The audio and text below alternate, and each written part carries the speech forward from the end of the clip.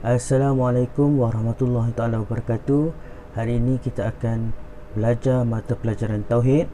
Jadi sebelum tu, nama Ustaz Muhammad Amiruddin bin Abdul Manaf. Ustaz akan ajar kelas online Tauhid bagi darjah 1 Mumtaz Kamil dan 1 Mumtaz Jaid. Jadi hari ini adalah kelas yang pertama kita. Murid-murid boleh buka buku teks, buku surat 1, 1, 2, 3 kita akan belajar hari ini. Jadi seperti yang dipaparkan di skrin, hari ini kita akan belajar tentang iman. Apa itu iman? Sebelum kita belajar rukun iman, kita kena tahu apa itu iman. Okey, boleh tengok dalam konteks dan juga di skrin yang dipaparkan. Nombor 1, apa itu iman? Nombor 1, pengakuan dengan lisan. Maksudnya iman ni kita mesti mengaku dengan lisan. Lisan tu maksudnya bercakap, mulut. Maksudnya kita mesti mengaku dengan mulut. Kita kena sebut kita beriman. Macam itulah. Kalau kita tak sebut, tidak dikira sebagai iman. Nombor 2, membenarkan di dalam hati. Maksudnya dalam hati kita kena benar. Dalam hati kita kena percaya. Kalau kita kata kita beriman, yang pertama kita mesti cakap, mengaku dengan lisan. Yang kedua, kita mesti benarkan di dalam hati. Kita mesti percaya di dalam hati. Yang ketiga, beramal dengan anggota badan. Maksudnya kita mesti buat lah. Kalau kita beriman, kita mesti buat. Kita kena tunjuk. Kalau kita beriman, kita buat dengan anggota badan. Apa maksud tu beramal dengan anggota badan? Maksudnya kalau kita beriman, kita kena solat.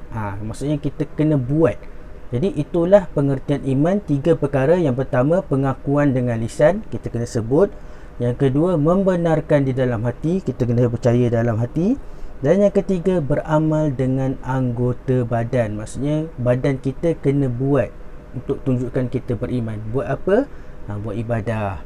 Okey, kita teruskan. Okey, sekarang kita akan belajar rukun iman. Secara umum lah Ustaz akan beritahu rukun iman ada 6. Kita akan belajar dulu. Yang pertama, beriman kepada Allah. Kita kena sebutkan beriman kepada Allah. Yang kedua, beriman kepada malaikat. Yang ketiga, beriman kepada kitab. Bukan kitab buku, semua buku tu. Kitab ni maksudnya Al-Quran. Beriman kepada Al-Quran. Okey, yang keempat, beriman kepada Rasul. Yang kelima, beriman kepada hari kiamat. Dan yang keenam, beriman kepada qada dan qadar. Untuk rukun iman ni kita akan belajar next class lebih mendalam. Jadi untuk tajuk hari ini iaitu tentang pengertian iman. Ustaz akan tunjukkan video kepada kamu untuk lebih kamu memahami. Jom kita tengok. Gambar menunjukkan langit, laut, tumbuh-tumbuhan dan bukit. Siapa yang menciptakannya? Mestilah Allah. Allah mencipta langit dan bumi. Tapi kita kena ingat, alam ini tidak kekal.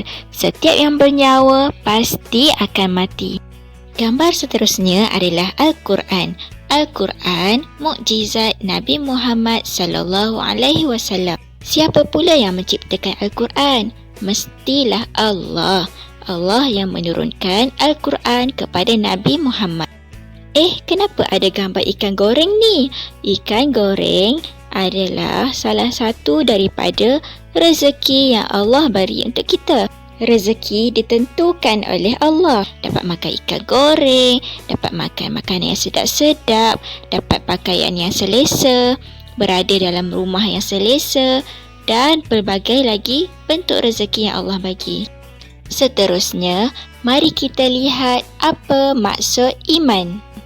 Iman ialah pengakuan dengan lisan, membenarkan di dalam hati dan beramal dengan anggota badan.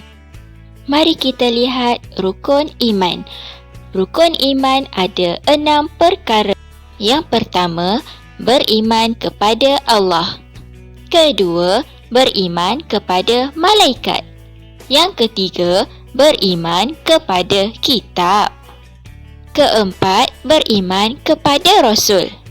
Kelima, beriman kepada hari kiamat.